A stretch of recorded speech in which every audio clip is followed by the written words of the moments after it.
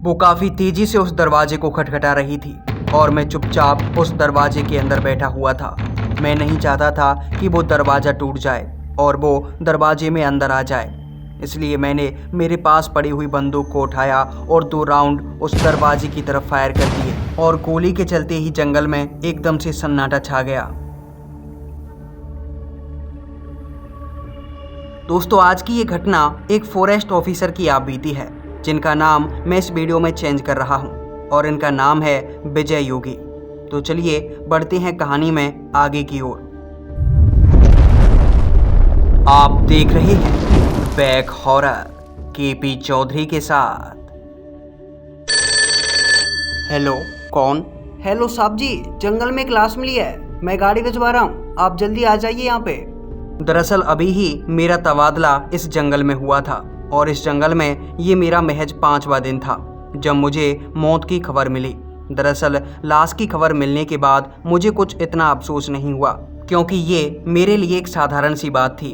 अक्सर जंगलों के अंदर लाशें मिलती रहती हैं, क्योंकि इस दुनिया के जितने भी क्राइम करने वाले हैं उनको जंगल ही क्राइम करने के लिए सबसे सेफ जगह लगती है। कुछ देर बाद ही मुझे लेने फॉरेस्ट गार्ड की वो सरकारी जीप आ गई। इसके बाद जब मैं उसमें बैठकर उस लाश के पास पहुंचा तो वहां पर पहले से ही काफ़ी सारे पुलिस ऑफिसर थे और काफ़ी लोगों ने वहां पर एक गोल घेरा बना रखा था और लोग खड़े होकर उस लाश को देख रहे थे।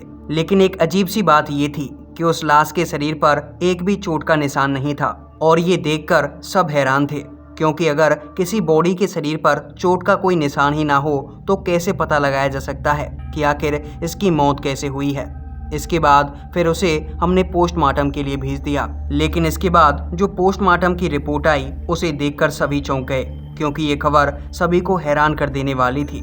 दरअसल पोस्टमार्टम में ये पता चला कि उसके शरीर के भीतर तो दिल ही नहीं था, मानो किसी ने उसका दिल निकाल लिया था और इसकी वजह से उसकी मौत हुई थी। लेकिन ऐसा कैसे हो सकता है कि किसी के शरीर से उसका दिल निकाल लिया हो और उसके शरीर पर चोट का एक भी निशान ना हो, कोई घाव ना हो उसके शरीर पर। इसके बाद सभी डॉक्टर और सभी ऑफिसर्स काफ़ी ज़्यादा हैरान थे, कुछ भी समझ में नहीं आ रहा था। डॉक्टर्स और सभी पुलिस वाले ये जानने की पूरी कोशिश कर रहे थे कि आखिर ऐसा हो कैसे सकता है, लेकिन किसी की भी समझ में कुछ नहीं आ रहा था। और इससे बड़ी एक और हैरानी की बात तो ये थी कि उस लाश को, यानी उस आदमी को मरे हुए लगभग 3 दिन बीत चुके थे, लेकिन अभी तक उसके बारे में किसी को कुछ पता नहीं चला था कि आखिर वो इंसान कौन है, कहाँ का रहने वाला है। यहाँ तक कि आसपास के गांव में भी किसी गांव वाले ने किसी के भी लापता होने की कोई रिपोर्ट दर्ज नहीं करवाई थी। और धीरे धीरे करके ये केस ठंडा पड़ने लगा और मैं और बाकी के लोग भी इस केस के बारे में भूलते गए। अभी इस घटना को लगभग 15 दिन ही बीते थे कि तभी उस जंगल से एक और लाश मिलती है और उस लाश को देखकर हम सब फिर से काफ़ी ज़्यादा हैरान थे, क्योंकि इस लाश की मुंडी नहीं थी, उसका सर धड़ से अलग हुआ था और हमें केवल उसका धड़ मिला था। उसका सर हमें जंगल में चारों तरफ ढूंढने पर भी कहीं नहीं मिला। इसके बाद पुलिस ऑफिसर्स और हमने सोचा कि शायद इसके सर को कोई जंगली जानवर उठाकर ले गया होगा। इसके बाद जब हमने उसकी बॉडी को पोस्टमार्टम के लिए भेजा तो इस बार भी हमारे सामने एक अजीबोगरीब रिपोर्ट आई थी। दरअसल उसमें बताया गया था कि इस आदमी के शरीर से भी उसका दिल गायब है। लेकिन इस बार भी हैरानी की बात तो ये थी कि उस बॉडी के पेट पर या फिर सीने पर कटे फटे होने के कोई भी निशान नहीं थे। आखिर फिर उसका दिल निकाला तो निकाला कैसे? लेकिन मौतों का ये सिलसिला यहीं पर नहीं रुका। इस घटना के लगभग 3 दिन के बाद ही मुझे फिर से एक कॉल आया, जिसमें मुझे बताया गया कि जंगल के बीचों बीच फिर से एक डेड बॉडी मिली है। और इस बार मैं सन्न रह गया था, क्योंकि आखिर किसी जंगल में बार बार इतनी मौतें कैसे हो रही हैं। इसके बाद जब मैं उस डेड बॉडी की लोकेशन पर पहुंचा तो मैंने देखा कि उस डेड बॉडी के शरीर पर भी एक भी चोट के निशान नहीं थे। वो पूरा शरीर बिल्कुल पूरी तरह से ठीक था। लेकिन जब उसका भी पोस्टमार्टम किया गया तो पता चला कि उसके शरीर से भी दिल गायब है। और इस बार ये घटनाएं आसपास के इलाकों में सनसनी बन चुकी थीं, क्योंकि लोगों की इतनी ज़्यादा मौतें हो रही थीं और लोगों के शरीर से उनका दिल गायब हो जा रहा था। इसलिए मैंने पुलिस वालों से मदद मांगी और पास के ही 2 पुलिस स्टेशनों से मैंने कुछ पुलिस वालों को उस जंगल में पहरेदारी करने के लिए कहा, क्योंकि उस समय मेरे पास उस जंगल में फॉरेस्ट गार्डों की संख्या बहुत कम थी। लेकिन फिर भी मैंने सरकार से निवेदन करके कुछ फॉरेस्ट गार्ड अफसर उस जंगल में बुला लिए थे ताकि वे इस जंगल में तैनाती कर सकें। और अब इस जंगल में तैनाती के लिए 15 फॉरेस्ट गार्ड अफसर और 20 पुलिस वाले थे और हम मिलकर उस जंगल में चारों तरफ नजर रख रहे थे कि आखिर कौन इन लोगों को मार रहा है और कौन इनकी लाश को यहाँ फेंक कर जाता है। लेकिन लगभग 7 से 8 दिन बीत जाने के बाद भी हमें कुछ पता नहीं चला। लेकिन खैरियत की बात ये थी कि इन 7 से 8 दिनों के भीतर किसी की लाश उस जंगल में नहीं मिली थी। लेकिन एक दिन की बात है, मैं और एक फॉरेस्ट गार्ड अफसर जिसका नाम सुरेंद्र था, हम दोनों दिन के समय में जंगल के बीचों बीच बैठकर बातें कर रहे थे कि आखिर इस जंगल में इतनी मौतें कैसे हो रही हैं और आखिर इन मौतों के पीछे किसका हाथ है।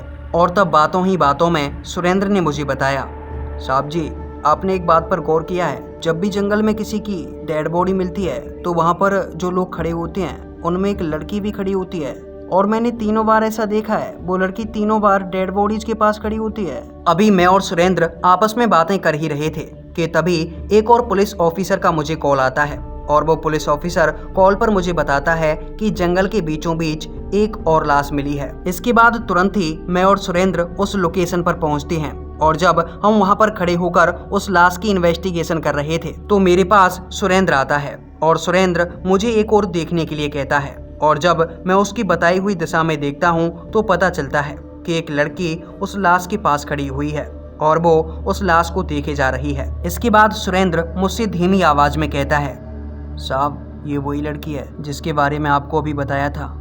ये 3 लाशों के पास मिली थी और इसके पास भी है। सुरेंद्र की बात सुनने के बाद मुझे भी उस लड़की पर शक होने लगा कि आखिर कोई लड़की 4 लाशों के पास ऐसे कैसे मिल सकती है।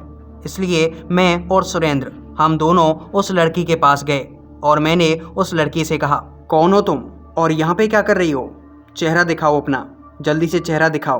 दरअसल उस लड़की ने अपने चेहरे को ढका हुआ था, इसलिए हम उसका चेहरा नहीं देख पा रहे थे, लेकिन उसकी आंखें साफ साफ नजर आ रही थीं। उसकी आंखें काफ़ी बड़ी बड़ी और भूरे कलर की थीं। इसके बाद उस लड़की ने अपना सर हाँ में हिलाया और वो अपने चेहरे से उस कपड़े को हटाने लगी।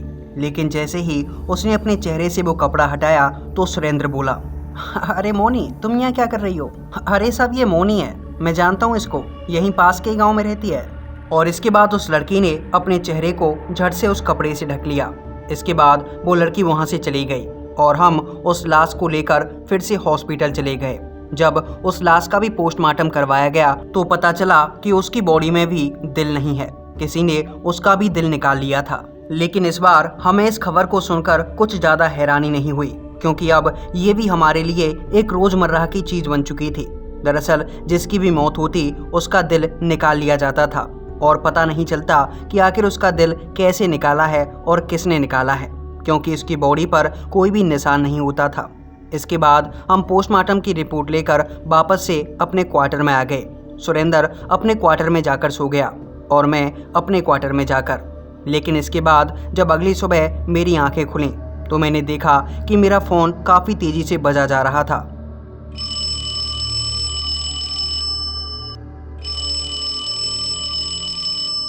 और मैंने झट से फ़ोन उठा लिया। साहब जी, जंगल में सुरेंद्र की लाश मिली है साहब जी, जंगल के बीचों बीच आ जाओ।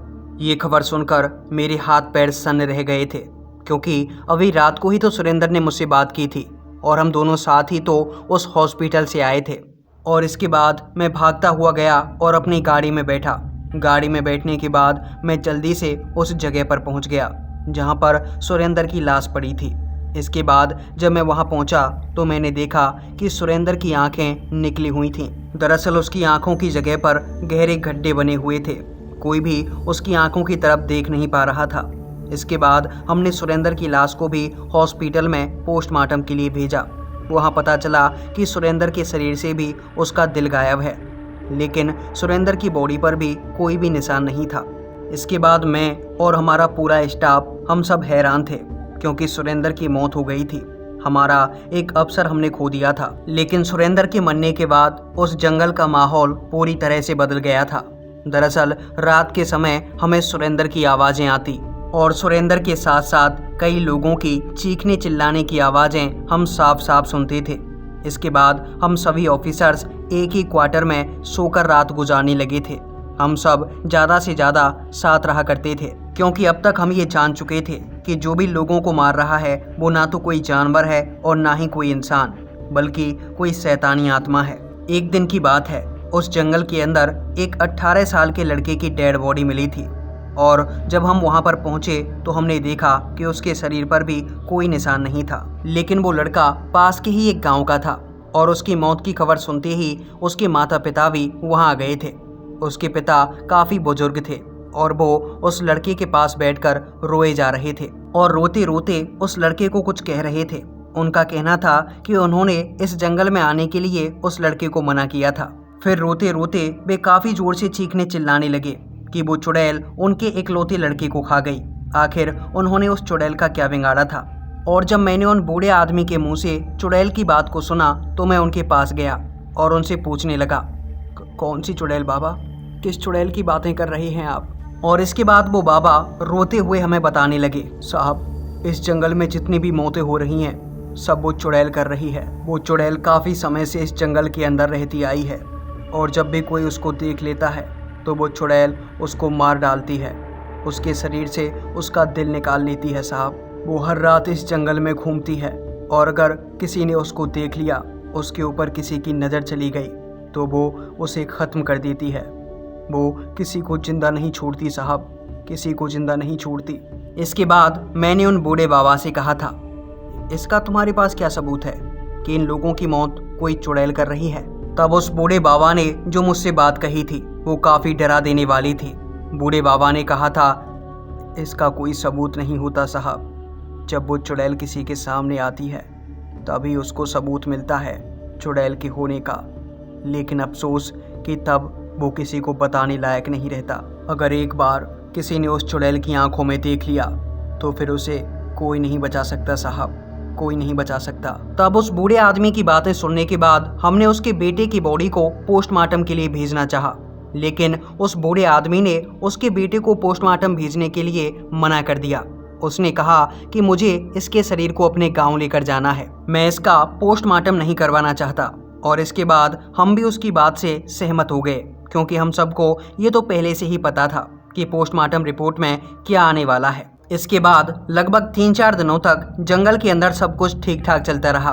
किसी की डेड बॉडी नहीं मिली थी और अब हम सभी ऑफिसर्स उसी चुड़ैल के बारे में बातें कर रहे थे कि क्या ये बातें सच हो सकती हैं। आखिर इन बातों में कितनी सच्चाई है कि इस जंगल के अंदर एक चुड़ैल रहती है और वो लोगों का दिल निकाल लेती है। अगले 3-4 दिनों तक हम सभी के बीच यही बातें चलती रहीं और जंगल के अंदर भी अब कोई डेड बॉडी नहीं मिली थी। लेकिन मुझे क्या पता था कि अगला कहर मेरे ऊपर ही बरसने वाला है। दरअसल अगली रात दिवाली आने वाली थी और दिवाली के त्योहार के लिए सभी अफसरों ने छुट्टी ले ली थी। अब जंगल में केवल मैं और मेरा एक साथी राम, हम दोनों ही बचे थे। दरअसल मैं भी दिवाली पर अपने घर जाना चाहता था, लेकिन इससे पहले मैंने लंबी छुट्टियां ली थीं और इसलिए सरकार ने मुझे अप्रूवल नहीं दिया और मुझे मजबूरन दिवाली के त्योहार के दिन भी ड्यूटी करनी पड़ रही थी। अब जंगल में मैं और एक अफसर राम, हम दोनों ही थे। हमें जंगल में अकेला होने की वजह से उस रात काफ़ी डर भी लग रहा था और इसलिए मैंने और राम ने, हम दोनों ने ये फैसला किया कि आज की रात हम जंगल में गश्त लगाने के लिए नहीं जाएंगे और हम अपने क्वार्टर के अंदर ही रहेंगे। इसके बाद मैंने क्वार्टर का दरवाज़ा बंद कर दिया और मैं उसके अंदर सो गया। मेरे पास ही राम भी सो रहा था। उस रात हम दोनों काफ़ी गहरी नींद में थे, लेकिन रात के लगभग 2 बजे के आसपास क्वार्टर के बाहर से किसी के चीखने चिल्लाने की आवाज़ें आने लगीं। कोई ज़ोर ज़ोर से चीखे चिल्लाए जा रहा था। किसी के पैरों के चलने की आवाज़ें आ रही थीं। ऐसा लग रहा था कि मानो कोई औरत हमारे क्वार्टर के बाहर चल रही है। और इन आवाज़ों को सुनकर एकदम से मेरी आंखें खुलीं और मेरे जागते ही बाहर ये आवाज़ें और भी तेज़ हो गईं। इसके बाद मैंने डरते हुए राम को उठाया और राम भी इन आवाज़ों को साफ साफ सुन पा रहा था। इसके बाद राम ने डरते हुए मुझसे कहा, साहब जी क्वार्टर से बाहर मत निकलना, आज अमावस्या की रात है और उस चुड़ैल की शक्तियाँ शायद आज बढ़ चुकी हैं। हो सकता है कि बाहर निकलते ही वो हम दोनों को जान से मार डाले। चुपचाप यहीं सो जाओ साहब जी। इसके बाद मैं और राम हम दोनों ही सिमटकर एक कोने में बैठ गए। लेकिन तभी किसी ने ज़ोर ज़ोर से हमारे दरवाजे को खटखटाना शुरू कर दिया और किसी के चीखने चिल्लाने की तेज़ तेज़ आवाज़ें आने लगीं। कोई हमारे दरवाजे पर काफ़ी तेज़ तेज़ मार रहा था, मानो कि वो दरवाज़ा अभी टूट जाएगा। इसके बाद मैंने अपनी बंदूक उठाई और उस दरवाजे की तरफ 2 राउंड फायर कर दिए और तभी पूरा जंगल एकदम से शांत हो गया। लेकिन फिर किसी ने अचानक से उस दरवाजे पर जोरदार वार किया और वो दरवाज़ा धड़ाम से टूटकर नीचे आ गिरा। लेकिन उस दरवाजे से होकर कोई भी अंदर नहीं आया और हमें हमारे क्वार्टर के आसपास कोई दिखाई भी नहीं दिया। इसके बाद राम डरकर क्वार्टर से बाहर निकला और वहाँ से काफ़ी तेज़ी से भाग गया। इसके बाद मैं भी उस क्वार्टर से बाहर निकलकर जाना चाहता था, लेकिन तभी मुझे मेरे सामने एक औरत दिखाई दी। औरत क्या, चुड़ैल थी वो। उसे देखकर जैसे मेरे शरीर में कपकपी उठने लगी और मैं वहीं शांत खड़ा हो गया। और उस चुड़ैल को देखते ही मुझे उस बूढ़े आदमी की बात याद आई। उसने कहा था कि जो भी एक बार उस चुड़ैल को देख लेता है उसकी मौत निश्चित होती है। इसलिए मैं उस चुड़ैल को देखना नहीं चाहता था। मैंने अपनी आंखें बंद कर लीं, लेकिन थोड़ी देर बाद ही अचानक से मेरी आंखें खुल गईं। मैं अपनी आंखों को बंद रखना चाहता था, लेकिन न जाने क्यों मेरी आंखें बार बार खुले जा रही थीं और अब मेरी आंखें बंद ही नहीं हो पा रही थीं। मैं लगातार उसी तरफ देखे जा रहा था और अब मुझे ये समझ में आ चुका था कि शायद अब मेरा जिंदा बच पाना नामुमकिन है, क्योंकि मैं ना तो यहाँ से बाहर जा सकता हूँ और ना मैं इसके अंदर रह सकता हूँ। इसके बाद मेरे कमरे में चारों तरफ इधर उधर जैसे अपने आप आग फैल रही थी और अब मुझे ये पता चल चुका था कि मेरी मौत अब होने ही वाली है। इसलिए मैं डर कर नहीं मरना चाहता था, क्योंकि डरने से कोई फ़ायदा भी नहीं था। मैंने उस चुड़ैल को देखने का फ़ैसला किया और अब मैं उस चुड़ैल को देखने लगा। उस चुड़ैल की 2 लाल चमकती हुई आँखें थीं और वो आँखें मुझे ही घूर रही थीं। उसके हाथ काफ़ी लंबे थे, इतने लंबे कि उसके दोनों हाथ जमीन पर टच कर रहे थे। उसका चेहरा काफ़ी भयानक, डरावना और काले रंग का था। उसकी आंखें अंदर की तरफ धंसी हुई थीं, मुंह अधखुला और मुंह से लार टपक रही थी। उसका डरावना चेहरा देखकर मेरा शरीर पूरी तरह से ठंडा पड़ चुका था और अब मैं जीने की पूरी उम्मीदें खो चुका था। और तब वो चुड़ैल हंसते हुए मुझसे कहने लगी, इस जंगल में कई लोग मुझे देखने के लिए आते हैं और जब मैं उनके सामने जाती हूँ तो मुझे देख नहीं पाते और मैं उनको मार डालती हूँ। तुम्हारा साथी भी मुझे देखने के लिए जंगल में आया था।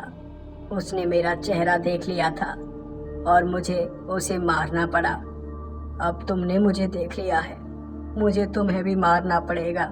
लेकिन तभी मुझे बाहर से गाड़ी की आवाज़ सुनाई दी। दरअसल राम गाड़ी लेकर क्वार्टर के पास आ चुका था और उसने मुझे तेज़ आवाज़ दी, साहब जी जल्दी निकलो वहाँ से, मैं गाड़ी लेकर आ गया हूँ। और इसके बाद मैं उसकी आवाज़ सुनकर सीधा उसकी गाड़ी की तरफ भागा और मैं झट से राम की गाड़ी में जाकर बैठ गया। राम ने उस जीप को काफ़ी तेज़ भगाया था और उस रात हम उस जंगल को पार करके सीधा पास के ही गांव में एक मंदिर के अंदर रुके थे। इसके बाद जब अगली सुबह हमने लोगों को हमारे साथ घटी इस घटना के बारे में बताया तो गांव वालों ने कहा कि जिसने भी उस चुड़ैल को देखा है वो जिंदा नहीं बचा, लेकिन आप बच गए, इसके पीछे कोई बड़ा कारण हो सकता है। और मुझे भी ये समझ आ चुका था, क्योंकि वो चुड़ैल आसानी से मुझे मार सकती थी, लेकिन फिर भी उसने मुझे मारा नहीं। और इसके बाद मैं उस जंगल को छोड़कर अपने गांव चला गया और फिर मैंने उस जंगल से अपना तबादला दूसरे जंगल में करवा लिया और आज भी मैं नौकरी करता हूँ, लेकिन मेरी हिम्मत नहीं हुई कि मैं फिर कभी उस जंगल में जा सकूँ। तो दोस्तों, ये थी आज की कहानी। ये कहानी आपको कैसी लगी नीचे कमेंट सेक्शन में कमेंट करके ज़रूर बताइए। साथ ही आप नेक्स्ट वीडियो किस टॉपिक पर देखना चाहते हैं इसके बारे में भी अपनी राय ज़रूर लिखना। चलिए मिलता हूँ आपसे फिर से किसी एक और नई हॉरर स्टोरी में। तब तक के लिए डरते रहिए।